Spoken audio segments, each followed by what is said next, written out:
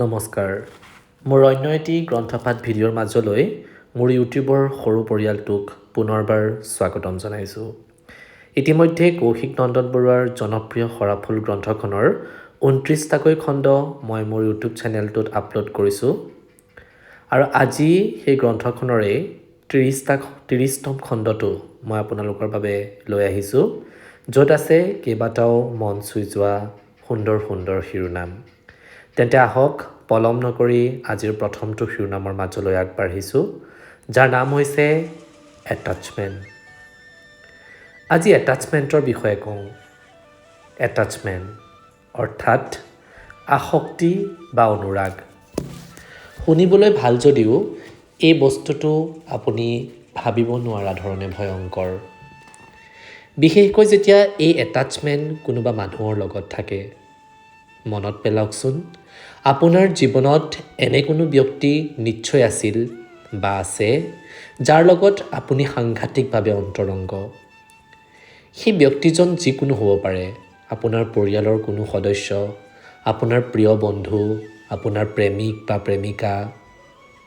পৰিয়ালৰ সদস্য হ'লে বাৰু এই ভয়াৱহতা তুলনামূলকভাৱে কম হয়, কাৰণ সকলোৰে শেষত লগত পৰিয়ালৰ মানুহেই থাকে।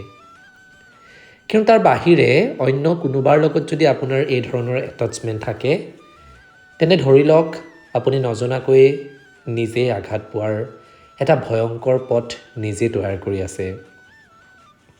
শুনিবলৈ বেয়া হয়, কিন্তু সঁচা কথা এইটো।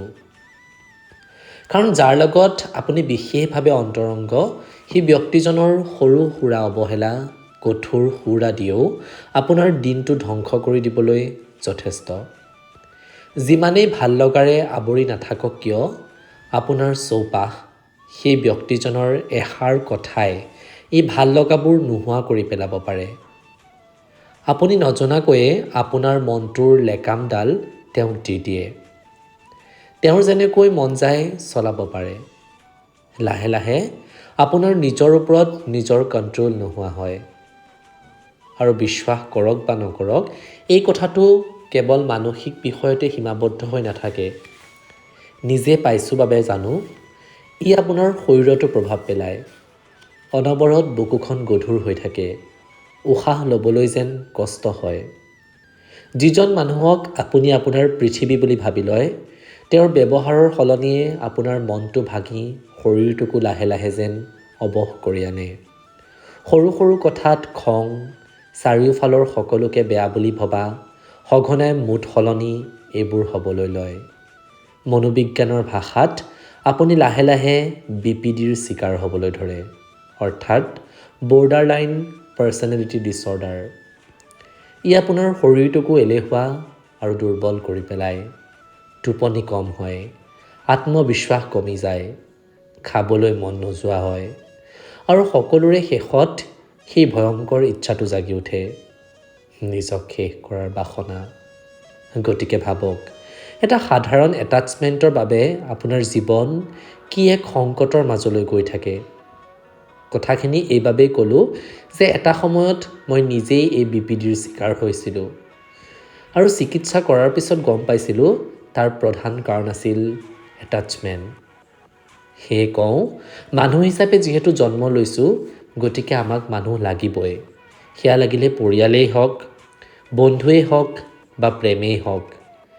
কিন্তু নিজৰ মনটোৰ অধিকাৰী সদায় নিজে হওক। কাকো তুলি নিদিব নিজক ভাঙি পেলাব পৰা বাঘজৰীডাল। মানুহ আহি থাকিব, গৈ থাকিব, কিন্তু আপুনি শেষ হৈ যাব নোৱাৰে। কাৰোৰে বাবেই নোৱাৰে। ভালে থাকক। যদি এটাচমেণ্ট ৰাখিবই লাগে, কিতাপৰ সৈতে ৰাখক, গানৰ সৈতে ৰাখক, জোনাক, ফুল বা বৰষুণৰ সৈতে ৰাখক। যি সলনি নহয়, যিয়ে আপোনাক এৰি নাযায়। কিন্তু মানুহৰ লগত নাৰাখিব, ভুলতো নাৰাখিব। এতিয়া আহিছোঁ আজিৰ দ্বিতীয়টো শিৰোনামৰ মাজলৈ, যাৰ নাম হৈছে কথাবোৰ এতিয়া মানি লওঁ। এতিয়া কথাবোৰ মানি ল'ব পাৰোঁ। এদিন জীৱনৰ আটাইতকৈ মূল্যৱান বুলি অনুভৱ কৰাই পিছদিনাই অচিনাকি হৈ যোৱা মানুহ মানি ল'ব পাৰোঁ। নিজৰ জীৱনৰ ব্যৰ্থতা ঢাকিবলৈ সাময়িক বিফলতাবোৰ আলোচনা কৰি নিক্ষেপ কৰা কথাৰ সৰবোৰ মানি ল'ব পাৰোঁ। নতুন আহিলে পুৰণিক মনৰ পৰা দলিয়াই মোহাৰি পেলাই যে বুকুৰ আপোনবোৰে মানি ল'ব পাৰোঁ। অকলে থকা সময়খিনিত সংগ বিচাৰি মানুহ ভৰি আহিলেই যে আঁতৰি গুচি যায় মানি ল'ব পাৰোঁ। বন্ধুত্বৰ উদাহৰণ দি দি প্ৰেমৰ নামত হেৰাই যে যায় বন্ধুবোৰ মানি ল'ব পাৰোঁ। নিজাকৈ কিবা এটা ভাবি এখোজ আগবাঢ়োতেই যে ছিঙি ভাঙি পেলাই সময়ে মানি ল'ব পাৰোঁ। সংগ্ৰামৰ সময়খিনিত হাতখন খামুচি ধৰি থকাৰ পাছত সফলতা পায়েই ব্যস্ততাৰ অজুহাত দিয়ে যে মানুহে মানি ল'ব পাৰোঁ। মানি লৈছোঁ। আজিকালি বহু কথাই মানি লৈছোঁ। অভিমানবোৰ এতিয়া আৰু অনৰ্থক। আনৰ ওচৰতো আৰু নিজৰ ওচৰতো গৈ থাকিব লাগিব। এনে বহু কথাই নিজক মানিবলৈ শিকাই গৈ থাকিব লাগিব। ৰৈ দিলেই কষ্ট, বুকুৰ ভিতৰে বাহিৰে বিষ, মনটোক ভাগৰাই। মানি ল'লে ভাল, গৈ থাকিব পাৰি হুমুনিয়াহৰ সৈতে স্মৃতিৰ শুকান পাত শৰাই শৰাই। এতিয়া আহিছোঁ আজিৰ তৃতীয় তথা অন্তিমটো শিৰোনামৰ মাজলৈ, যাৰ নাম হৈছে নিজক শেষ কৰাৰ বাসনা। প্ৰত্যেক মানুহৰ জীৱনত অন্ততঃ এবাৰৰ বাবে হ'লেও আত্মহত্যাৰ কামনা আহে। অন্ততঃ এবাৰলৈ হ'লেও নিজক শেষ কৰাৰ ইচ্ছা জাগি উঠে।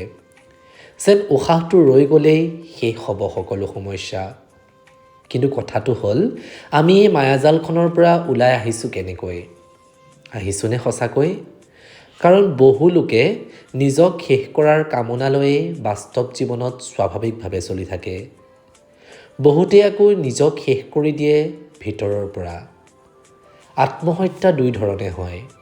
প্ৰথম, নিজক সম্পূৰ্ণৰূপে শেষ কৰি মৃত্যুৰ আশ্ৰয় লোৱা, আৰু দ্বিতীয়, নিজক লাহে লাহে ভিতৰৰ পৰা শেষ কৰি অনা। অৰ্থাৎ নিজৰ প্ৰিয় বস্তুবোৰ, অভ্যাসবোৰ, প্ৰিয় মানুহবোৰ সকলোৰে পৰা নিজক আঁতৰাই নি কেৱল উশাহটো লৈ গৈ থকা। মনত ৰাখিব, দুয়োটাই ক্ষতিকাৰক। কেৱল উশাহ লৈ পৃথিৱীত এটেণ্ডেঞ্চ দি থকা মানুহবোৰৰ জীৱন আৰু বেছি দুৰ্বিষহ। এই দুই ধৰণৰ লোকক ক'ব খোজোঁ, শুনক।